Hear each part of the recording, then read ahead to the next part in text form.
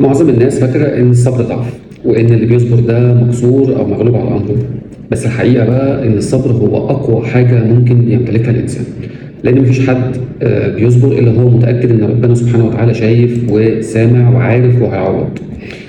إحنا عايشين في زمن كله استعجال، عايزين نتيجة بسرعة، فلوس بسرعة، حب بسرعة، حلول بسرعة، بس الحياة عمرها ما مشيت كده. يعني أغلب الحاجات الحلوة دايما بتيجي بعد صبر طويل وبعد ثقة وإيمان في ربنا سبحانه وتعالى. الصبر مش إنك تستحمل وخلاص، الصبر إنك تكمل صح حتى لو أنت متألم، الصبر إنك تكمل الطريق اللي أنت ماشي فيه وكلك يقين في عوض ربنا سبحانه وتعالى، إنك ما تخليش أبدا أي وجع يكسرك ولا يخليك تغلط ولا يخليك تاخد طريق مختصر غلط علشان انت مستعجل وما عندكش صبر. فالصبر ده ممكن يكون على فقد، ممكن يكون على خذلان، ممكن يكون على ضيق رزق، ممكن يكون على تاخير شيء انت مستنيه بقالك سنين، على ناس ما قدرتش مجهودك وتعبك واللي انت عملته، على دعوات لسه ما ترددش.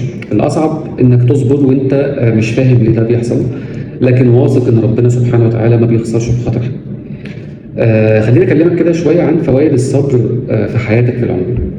اول حاجه، الصبر ده بيقويك من جواك، بيهذب روحك. كل مره بتصبر انت بتبني جلد وقوه مش باينه للناس.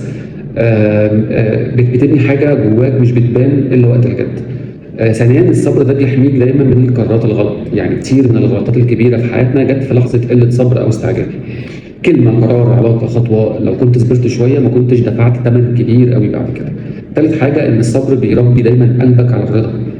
يعني مش معنى الرضا انك راضي بالوجع، لكن راضي بحكمه ربنا سبحانه وتعالى وفاهم ان التاخير ده مش حرمان.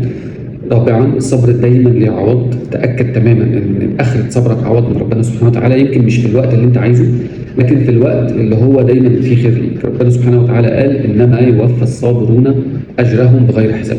يعني اجر مفتوح من غير عد ومن غير حساب ومن غير اي شيء. الصبر مش استسلام، خلي بالك، الصبر مش انك تسكت على الظلم وانت قادر توقفه، طبعا لو في ظلم واقع عليك، ولا انك ترضى بالغلط او بالخطا، ولا انك تعيش ابدا مقصور. الصبر انك تمشي صح من غير ما تحسر نفسك على شيء ومن غير ما تفقد ايمانك ولو لحظه واحده.